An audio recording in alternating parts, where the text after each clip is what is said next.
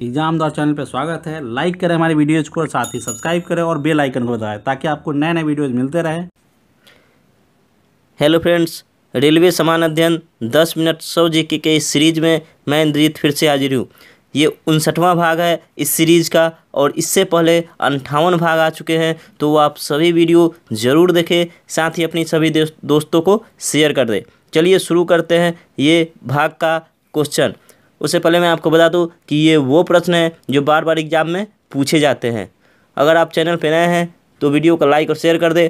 बेहतर ऑनलाइन तैयारी के लिए, सरकारी जॉब की बेहतर ऑनलाइन तैयारी के लिए एग्जाम द्वारा चैनल को सब्सक्राइब कर ले, साथ ही बेल आइकन को दबा ले। चलिए शुरू करते हैं अपना ये सीरीज़ का आज का पहला क्वेश्चन से। सागर तट की ओर जाने वाली तरंग को क्या कहते हैं? तो क्या कहते हैं इसको? भूकंपी सिंधी, सुनामी। चलिए, सेल्वा क्या है? ब्राज़ील के विषुवतीय वर्षा वाले वन को सेल्वा कहते हैं। अगला है, दीर्घावधि वाली समस्यावस्था में कोई प्रतियोगी फर्म क्या अर्जित करती है? सामान्य लाभ।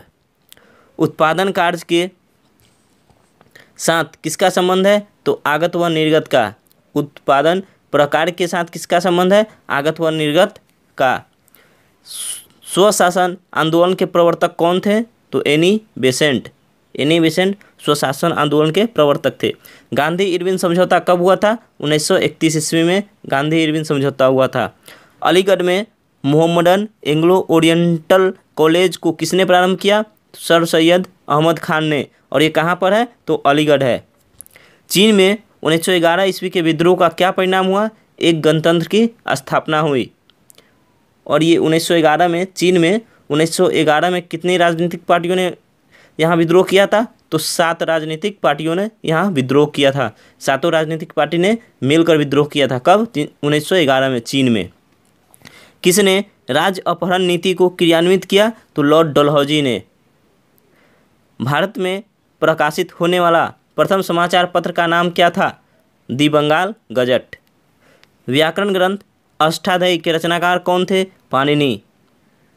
किस राजा के प्रदेश में पुर्तगालियों ने भारत भूमि पर अपने दुर्ग का निर्माण किया? तो कोचीन के प्रदेश में। बीतपाल और धीमन नामक भारत के 2 महानतम कलाकार किस युग से संबंधित थे? पाल युग से। बुद्ध ने अपना प्रथम धर्म संदेश कहाँ पर दिया? सारनाथ में दिया था। चलिए देखते हैं अगला क्वेश्चन। विषाणुओं यानी वायरसों के विषय में क्या सर्वदा सत्य होता है? इसमें प्रतिरक्षियों का सृजन नहीं हो सकता। हीमोग्लोबिन क्या होता है? तो एक प्रोटीन है। क्या? हीमोग्लोबिन। तारकोल वाली सड़कों पर टूट फूट तब होती है जब उसमें सड़क पर पानी स्थिर हो जाए। जब सड़क पर पानी रखता है तो पिच वाली सड़क पर टूट फूट शुरू हो जाती है। चलिए देखते हैं। आर्थिक अपक्षय सिद्धांत के प्रवर्तक कौन थे? दादा भाई नौरोजी। भारतीय राष्ट्रीय कांग्रेस का प्रथम अधिवेशन कहाँ हुआ था? मुंबई में। भारतीय राष्ट्रीय कांग्रेस का प्रथम अधिवेशन मुंबई में हुआ था। भारतीय राष्ट्रीय कांग्रेस के प्रथम मुसलमान अध्यक्ष कौन थे? बदरुद्दीन तैयब जी। जिम कॉर्बेट राष्ट्रीय अभयारण्य कहाँ स्थित है? उत्तराखंड में। मादक द्रव्य मार्जुआना क्या है ये? तो ये है शामक।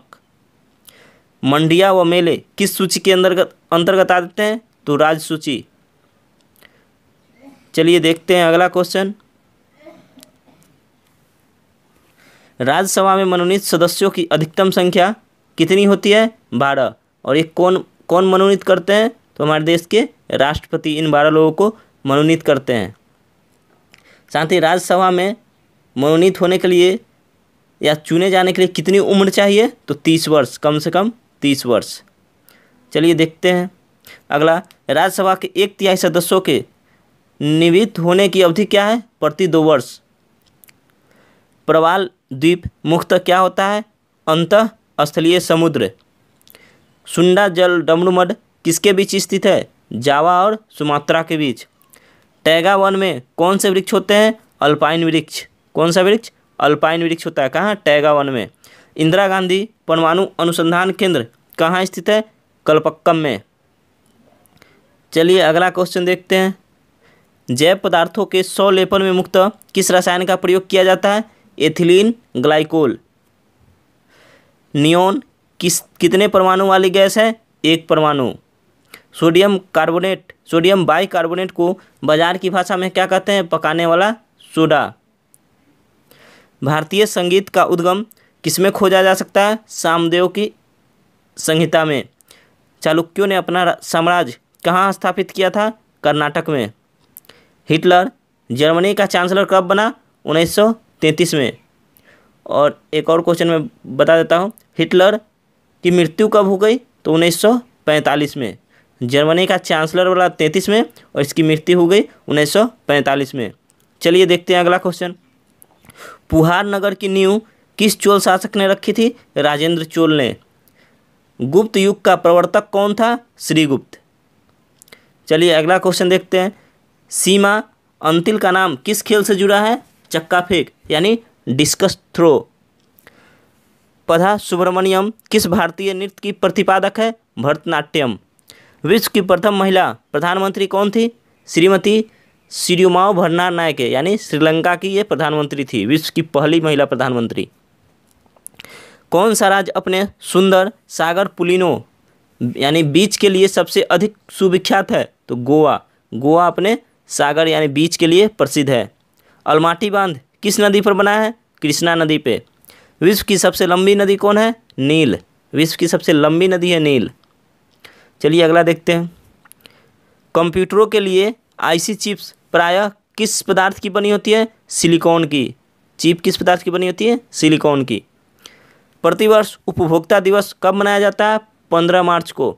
संकेताक्षर IGNOU से क्या अभिप्राय है? Indira Gandhi national open university IGNOU यानी IGNOU से क्या अभिप्राय है? Indira Gandhi national open university.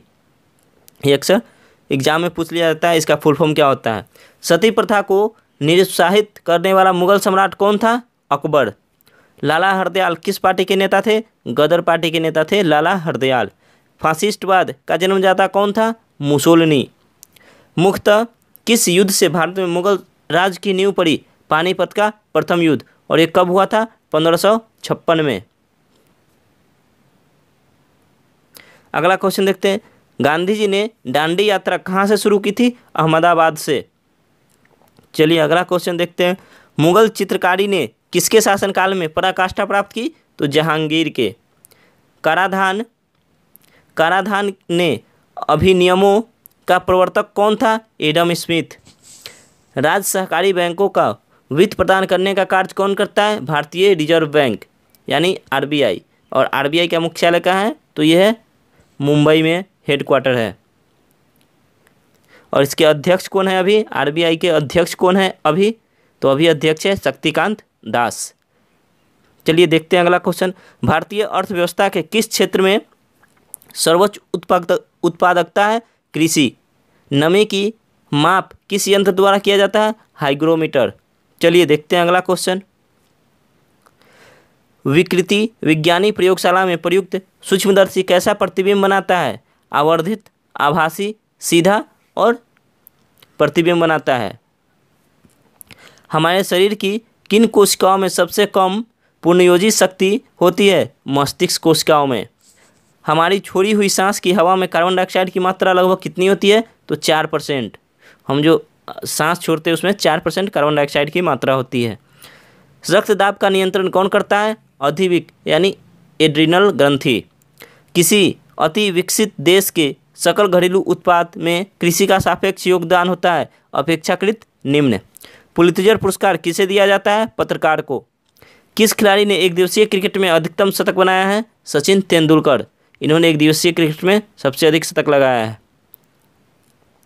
Akbar की जीवन कथा किसने लिखी है? अबुल फजल ने। प्रिजन डायरी किसने लिखी? जयप्रकाश नारायण। कौन सा बुक है? Prison diary. चलिए अगला देखते हैं। भारत के किस राज्य में खारे जल की सबसे बड़ी झील है? उड़ीसा में। अफीम युद्ध किसके बीच लड़े गए थे? ब्रिटेन और चीन के बीच। कंप्यूटर के आविष्कारक कौन थे? Charles Babbage. चंदेल राजवंश की राजधानी कहाँ थी? खजुराहो। एलिफेंटा किसी एक प्रकार के किस पदार्थ का नाम है? तो फसल। अगला क्वेश्चन देखते हैं। भारत भूमि पर सबसे अधिक व्यापक रूप से कौन सी मिट्टी फैली हुई है? कछाड़ी यानी जलोढ़ मिट्टी फैली हुई है। चलिए अगला क्वेश्चन देखते हैं। मध्य प्रदेश के नेपानगर में किसका कारखाना है? अखबारी कागज का।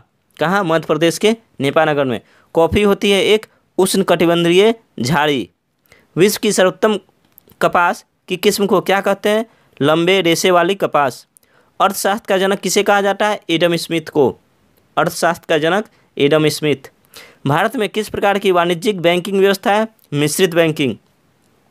किसके द्वारा भारत सरकार को सर्वाधिक राजस्व प्राप्त होता है? तो उत्पाद शुल्क के द्वारा। भारत में ऋण नियंत्रण का प्रचलन किसके द्वारा किया जाता है? भारतीय रिजर्व बैंक के द्वारा। श्रम विभाजन की सीमा क्या है? कार्यस्थान। नाबार्ड किसका नाम है? तो कृषि सहायक विशिष्ट बैंकों का नाम है नाबार्ड। किस राज्य में भारत के कुल रेशमी कपड़ों का 50% उत्पादन होता है? कर्नाटक में। चलिए देखते हैं अगला क्वेश्चन, और ये आज का अंतिम क्वेश्चन होगा। तो भारत में बैंकों का पहली बार राष्ट्रीयकरण कब हुआ था? 1969 में। और आज का अंतिम क्वेश्चन है, 1829 ईस्वी में सती प्रथा को समाप्त करने में किसका योगदान था? लॉर्ड विलियम बेंटिक का योगदान था 1829 में सती प्रथा को समाप्त करने में। इसी के साथ ये वीडियो समाप्त होता है। अगर आप चैनल पर नए हैं तो वीडियो को लाइक और शेयर कर दे, साथ ही चैनल को सब्सक्राइब कर ले, और सब्सक्राइब के बगल में बेल आइकन है उसे भी दबा ले, जिससे हर वीडियो का नोटिफिकेशन आपको मिलता रहे। आप हमारे चैनल एग्जाम द्वार पे मैथ, जीके और रीजनिंग सभी का वीडियो देख सकते हैं। सभी का लिंक इस वीडियो के डिस्क्रिप्शन बॉक्स में दे दिया गया है, वहाँ से आप सभी वीडियो देख सकते हैं। साथ ही इस वीडियो को आप अपने इंस्टाग्राम, टेलीग्राम, फेसबुक, व्हाट्सएप सभी स्टडी रिलेटेड ग्रुप में शेयर कर दें, ताकि सभी इस वीडियो को देखकर लाभ उठा सके। तो हम आपसे मिलेंगे फिर नेक्स्ट वीडियो में। तब तक के लिए जय हिंद, जय भारत।